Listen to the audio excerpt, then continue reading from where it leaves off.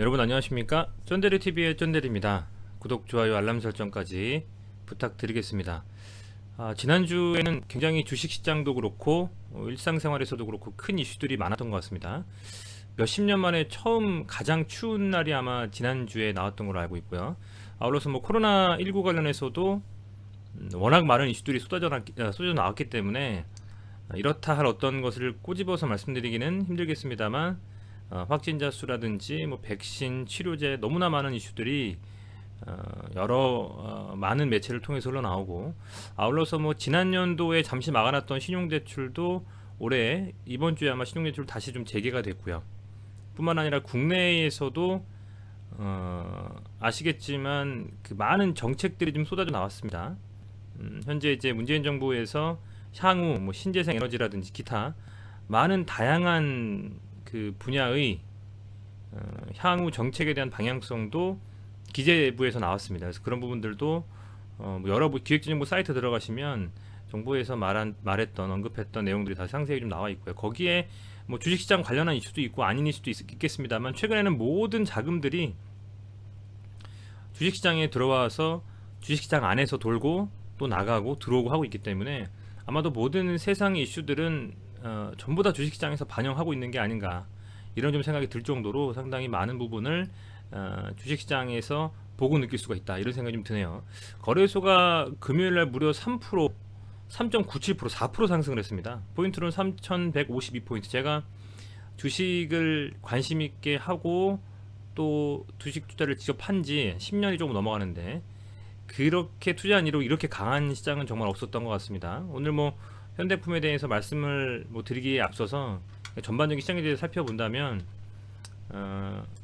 제가 최근에는 이제 업종에 관련돼서 코스닥이라든지 코스피, 좀 더 나아가서는 나스닥이나 다우지수, S&P 500이나 이런 세계 주요 지수들에 대해서 말씀을 좀 안 드렸던 부분이 뭐냐면, 사실상 이 시장이 잘 가고 있다라는 것과 개인 투자자들의 어떤 그 계좌 잔고가 높아지는 것과는 사실은 커플링 되지는 않는 것 같아요.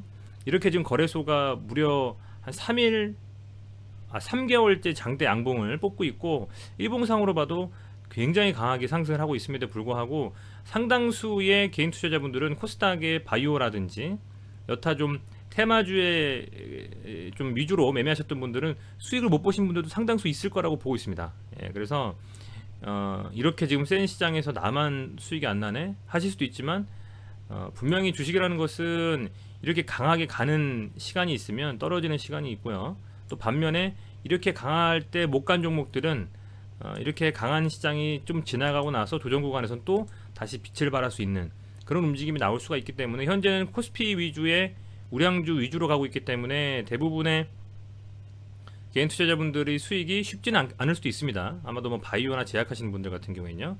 그렇지만 현재 코스닥이 아직은 코스피에 대해서 덜 상승한 상황이라고 하면, 아마도 코스닥이 1000포인트를 향해서 가고 있는 시점이 된다면 코스닥에서 개인들이 많이 좀 집중해서 투자하고 있는 종목들에도 분명히 시세가 올 시기가 분명히 올 것이다, 이렇게 좀 말씀을 드리겠습니다.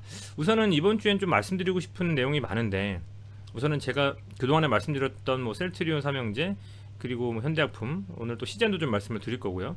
그런 종목들을 먼저 말씀을 드리고, 제가 오늘이나 내일 중으로 또 지난주처럼 관심 있는 종목들 한번 지켜보고 싶다라는 종목들 좀 말씀을 좀 드릴 생각입니다. 자, 우선은 현대약품 같은 경우에 이제 코스피입니다. 현대약품은 코스피고요. 보시면 기업 정보라든지 그런 부분들은 이 현대약품이 좀 강하게 상승하고 나서 눌렸을 때 제가 말씀을 좀 드렸습니다만, 사실상 이슈가 크게 나쁜 게 없어요. 왜냐면 제가 투자에 있어서 가장 중요하게 보는 것은 거래량, 얼마나 많은 거래를 터지면서 상승을 했느냐와, 그리고 그런 거래량과 상승에 대한 캔들을 본 후에 재무제표에 있어서 과연 안 좋은 부분이 있을까, 매출이라든지 영업이익이라든지 단기 손익이라든지 이런 걸 봤을 때 혹시나 악재나 안 좋은 부분들이 반영이 된 그런 재무제표가 있는지 연결 기준으로 봤을 때요, 좀 살펴보는데, 보면 현대약품이라는 것이 아주 파워풀하게 시장에서 관심을 받은 지는 얼마 안 됐습니다만, 보시면 매출이라든지, 그죠? 포괄손익계산서를 보겠습니다. 매출이라든지 영업이익이라든지 최근 3개월은 손실했었는데 누적으로는 수익이죠. 그리고 단기 순이익 같은 경우에도 누적으로는 순이익이기 때문에 크게 뭐 안 좋을 만한 부분은 없다 라는 생각이 좀 들고, 그렇다라고 하면 재무제표상에서 문제가 없고 혹시나 갑작스러운 엉뚱한 악재로 시장에서 밀리는 것들, 예를 들면 뭐 대주주 매도라든지 아니면 뭐 시비 발행이라든지 유상증자라든지 뭐 요런 이슈들, 요런 이슈들이 나오는 바람에 혹시나 밀릴 것이 없냐라고 보면 아직까지는 그런 부분들은 다행히 나오지 않았다. 제가 지난번 현대약품 영상에서 장중에 400만 주 가까이 제 거래원이 그때 어디였었죠? 뭐 보신 분들은 아시겠습니다만 아마 삼성증권하고 한투였을 거예요. 한투에서 한 400만 주 정도를 갑자기 내리꽂았다가 다시 사고, 요런 좀 소위 말하는 장난질이라고 표현할까요? 그런 부분들이 나왔었는데 결국에는 그래서 까보니까 매동이 뭐 저는 솔직히 얘기하면 그 대주주 매도가 좀 나왔을 거 봤는데 그런 건 없이 그냥 이때였는지 아마 그랬을 겁니다. 그 무난하게 좀 마감을 했어요. 그래서 이게 지금 현대품이 그냥 단순히 끌어올려 놓고 매물 그냥 소화하면서 밀어버리고 막 이런 그런 개념이 아니라 조금씩 어떤 만들어가는 느낌, 그런 생각을 좀 하고 있거든요. 그래서 좀 유심히 좀 보고 있는 겁니다. 갑자기 또 이렇게 올랐다라고 해서 대주주가 뭐 매도해버리는 좀 그런 움직임만 나오지 않는다면 아마도 조금 더 움직임을 가져갈 수 있지 않나 라는 생각을 좀 하고 있고요. 유심히 좀 지켜봐야 되겠다는 생각이 좀 됩니다. 우선은 요 종목에 대해서 뭐 차티스트 분들은 차트만 보고 하시겠지만 그런 이슈들이 있다라는 거 알고 계시면 좋을 것 같고요. 아울러서 뭐 한국 산도스에서 우울증 3종 협약했다, 그리고 코로나 관련해서는 포비돈 관련해서 엮였다, 그죠? 요 정도, 그 정도 수준. 그리고 CIC라 그래서 미국의 뭐 클러스터라고 그래가지고 바이오 클러스터의 국내 유수 약품사들이, 제약회사들이 함께 거기에 참여해서 뭔가 연구하고 그러는 하나의 어떤 이런 뭐랄까요, 뭐 소위 말하는 뭐 크기 그 정도까지는 아니겠습니다. 뭐 예를 들면 실리콘밸리 같은 느낌이겠죠. 아마도 송도에 있는 바이오 클러스터 같은 그런 것들을 이제 뭐 보스턴 어디 같아요. 검색하면 다 나옵니다만 그런 식으로 하는 움직임이 있다. 그냥 완전히 죽은 제약회사는 아니구나. 그 정도만 좀 보시면 될 것 같고요. 무엇보다 그냥 제가 구독자분들에게 말씀드리고 저도 계속 유심히 보는 것이 무엇이냐. 앞서서 계속적으로 상승을 하고 나서 특정 라인에서 돌파를 못했는데 보시면 이렇죠. 일봉상입니다. 이렇게 못했는데 얘가 갑자기 거래량이 종전 대비해서 뭐 5배 이상, 많게는 10배 이상 터지면서 양봉을 뽑아냈다? 그런 움직임이 그냥 쉽게 나올 수 있을까요, 여러분들? 그런 거에 대해 생각을 해보자는 거죠. 우리가 맨날 고점에서 잡아서 물려가지고 장투하지 말고 특정 뚫어야 될 지지라인 혹은 뭐 저항라인을 돌파하고 나서 종가가 멈춰있단 말이죠, 거기서. 그랬을 때에 어떤 식으로 그러면 다음에 대처해야 되는지 같이 공부해보고 싶은 겁니다, 저는. 그래서 이때 상한가를 만들고 나서 11,000원까지 상승을 했는데, 이때 이렇게 상승하고 나서 눌렸을 때, 이때가 날짜가 12월 23일입니다. 그때에 보통 보면 윗꼬르단 음봉, 또 그 음봉의 하단이 전일 장대 양봉의 몸통을 깨버렸다? 그럼 팔아야 되나? 자, 23일 보면요, 개인이 팔았고요, 10억 정도를. 기관이 1억 정도를 팔았고요, 외인이 샀습니다. 그렇다고 하면 이거는 상대적으로는 거래량이 좀 많이 터져서 개인들이 많이 나갔고, 그 다음하고 그 다음날을 보면 과연 이 종목이 어떤 식으로 추후에 움직일지 볼 수 있겠구나 라는 생각을 가지고 제가 말씀을 드렸던 거고, 23일 이후에 24일, 그죠? 그 다음 28일까지도 개인은 나갔고 외인은 샀다. 그럼 이런 생각이 딱 들죠. 이 빠지는 과정에서 개인의 물량이 많이 한꺼번에 나갔고, 그 다음에는 거래량이 확 죽으면서 개인이 나갔고 외인이 샀네. 그렇다라고 하면, 자, 주체가 이제는 매수해서 들고 있는 주체가 외인이죠. 그럼 외인은 보통 손해보고 나가는 경우가 없습니다. 보통은 보시면 이렇게 생각하시면 돼요. 내가 100만원이 있는데 그걸 가지고 100만원을 투자했어요. 그러면 그게 떨어져요. 그러면 그거를 돈 있는 사람들은, 소위 말하는 기관이나 외인들은 거기에 더 물타기를 해서 저점 라인 잡을 때까지 계속 평단 낮춥니다. 그럼 언젠가는 반등이 나올 시점이 되면 그게 단기 투자자건 스윙이건 혹은 뭐 기술적 스캘핑 하시는 분들이건 반등을 만들고 반등을 뭐랄까요, 그 반등을 이용한다 그럴까요? 자금이 흐름이 그렇게 들어올 수밖에는 없는 게 주식시장입니다. 그래서 재밌는 거죠. 계속 한없이 떨어지거나 또 한없이 오르지도 않습니다. 그래서 이 3일의 음봉 이후에 충분히 지지가 됐다라고 판단하는 시점에 양봉이 나오면서 다시 10,000원을 돌파한 겁니다, 지금. 그죠? 이런 움직임들. 자, 그리고 나서는 이제 이틀 또 음봉이 나왔죠. 이틀 음봉에서 보면 이 이틀의 음봉에서 하루는 개인만 순매수를 했고 또 하루는 외인이 또 받았어요. 개인은 매도를 하고요. 이 개인의 매도는 아마 이랬을 겁니다. 예상에는 요 라인, 이 몸통의 반 정도를 지켜주고 이때 이 음봉의 윗 몸통을 지켜줘야지 되지 않을까? 이거 더 눌려버리면 안 되지 않나? 근데 충분히 그런 것들도 깨버리고 더 밀었다가 들어 올리는 경우도 많아요. 이평선도 그렇고 캔들도 그렇고 5이평선 22평선 지키면 그때쯤 반등하겠지 했는데 반등 안에서 팔고 나면 뭐 61선 맞고 다시 급반등한다든지 그런 경우도 많고요.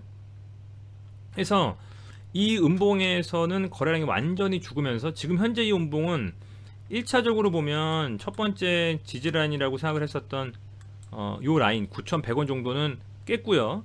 그리고 나서 두 번째 이 8,650원 정도는 여기서 한번 조정을 받았던 라인이고 앞선 세 번의 윗꼬리에도 조정 구간에 들어갔던 움직임이 있었기 때문에 자, 그렇다라고 하면 이번에는 2차적으로 이 8,600원 정도에서 반등에 대한 신호가 나올 수도 있겠다라고 가능성을 가지고 지켜보는 겁니다. 100%라는 건 없습니다. 주식에서 100%라는 거는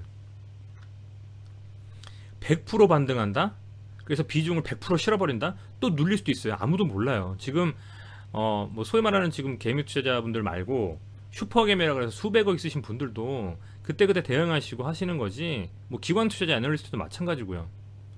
100%라는 것은 없습니다. 본인이 수백억 들고 나서 이 주식을 핸들링하지 않는 이상은. 그래서 말씀을 좀 드리는 거고, 월요일날 시장에서 얘가 지금 1차적으로 지지해줘야 되는 구간에서 지지가 됐으니까 여기서 과연 반등으로 나올지 아니면 조금 더 밀려서 아예 그냥 이 몸통 캔들 하단까지 가버릴지 8,000원까지 그걸 한번 지켜보시면서 만약에 어느 정도 라인에서 아랫꼬리 달고 양봉이 나온다라든가, 근데 그 양봉이 의미가 있는 신뢰할 수 있는 수준의 거래량이 동반된 양봉이라면, 그리고 그때에 이 현대약품의 악재가 될 만한 이슈가 나오지 않는다면, 그렇다고 하면 저는 이 종목에 대해서는 조금 더 지켜볼 만한 필요가 있겠다. 왜냐하면 그동안에 너무 많은 제약바이오 회사들이 소위 말하는 이 현대약품에서 매년 올리고 있는 영업이익이나 매출에도 턱없이 부족한 회사들이 이슈만 가지고 엄청나게 올라가거든요. 그렇다라고 하면 만약에 이런 뭐 현대약품 같은 경우에서 이런 애들이 반등을 좀 해서 다시 한번 뭐 이렇게 움직임이 나온다라고 하면 수급이 좀 몰릴 수 있는 가능성도 있다라는 말씀을 드리는 겁니다. 근데 제가 어디까지나 말씀드리는 부분은 가능성이지 완벽하게 퍼펙트하게 이렇다라고 말씀드릴 수는 없죠. 왜냐면 저도 장중에 대응하기 때문에 제가 만약에 모든 것을 알고 한다면, 그리고 수많은 저보다 더 오래되신 선배 주식 투자자분들이 다 아신다면 전부 다 수백억 자산가 되셨지 않겠습니까? 그죠? 그런 측면에서 혹시 제 영상을 처음 보실 구독자분들이 아니신 분들이라면 이 현대약품 관심 종목에 만약에 두실 생각이 있으시다면 그렇게 히스토리가 이렇고 이런 움직임을 가져가고 있다, 여기서 반등이 나올 수도 있고 아니면 더 눌릴 수도 있다, 이렇게 참고를 하시면서 매매에 임하셨으면 좋겠어요. 우선은 당장엔 이 현대약품에서 어떤 뭐 긍정적인 호재가 있고 뭐 기사가 뜰 것 같고 이런 건 모르겠습니다. 왜냐면 코로나하고 엮여가지고 치료제 개발하는 것도 아니고요. 기존에 있었던 뭐 포비돈, 그죠? 관련해서 이슈가 됐었던 거기 때문에 그런 부분을 제외하고서는 아직은 이슈가 없어서, 요런 어쨌든 움직임 상으로 봤을 때는 거래량이 터진 양봉과 음봉, 다시 거래량이 터진 양봉, 하나의 어떤 주요한 캔들들의 양봉에서는 항상 거래량이 터지고 눌릴 때 음봉인 요런 좀 전형적인 요런 조정 구간에 들어와 있는 상태이기 때문에 이게 3일 연속 이어질지 이틀 연속 이어지고 반등할지는 구독자분들께서도 한번 지켜보신다면 다음 주 시장도 재밌는 시장이 좀 이어지지 않을까, 이렇게 좀 생각을 하고 있습니다. 뭐 근데 워낙 요즘에 현대차라든지 카카오, 네이버, 삼성전자까지 요즘 뭐 삼성전자가 그 뭐 9만 전자, 10만 전자 얘기 나오잖아요. 그만큼 현재 그 국내 유수 회사들이 우량주가 상당 부분 소위 말하는 좀 가벼운 종목들처럼 튀고 있습니다. 현대 위아, 현대 뭐 자동차, 글로비스부터 시작해서 근데 중요한 건 뭐냐? 그런 종목들도 눌림이 옵니다. 100% 따라잡아서 100% 먹을 수 있다? 천만의 말씀입니다, 정말. 그래서 어느 시기에 언제 들어갈 것이냐, 그리고 지금 현재 시장이 주목하고 있는 섹터들, 친환경, 신재생, 저탄소, 그죠? 그런 부분들. 또 신재생 에너지에는 풍력, 태양력, 그죠? 수소차는 또 전기차, 수차에서는 전기차에서는 또 배터리, 배터리에서는 또 그죠? 메인이 될 수 있는 것들, 또 소재, 이런 여러 가지 부분들을 다 나름대로 관종을 한두 개 선정하셔가지고 보신다 그러면 분명히 돌아가면서 지금 순환매 하고 있다. 소위 말하는 차와반 시장 아니겠습니까? 자동차, 화학, 반도체 아니겠습니까 지금? 그래서 조금은 관심이 덜한 부분이에요. 반도체 같은 경우에 특히 좀 그런 부분이 있는데, 제가 장기 평선 뚫고 저점에서 돌아 나오는 종목들을 유심히 지금 매일 제가 살펴보고 있는데, 거래액이 좀 터지면서 밑바닥에서 올라오는 종목들 좀 다수가 반도체, 디스플레이 이쪽 관련된 종목들이 많습니다.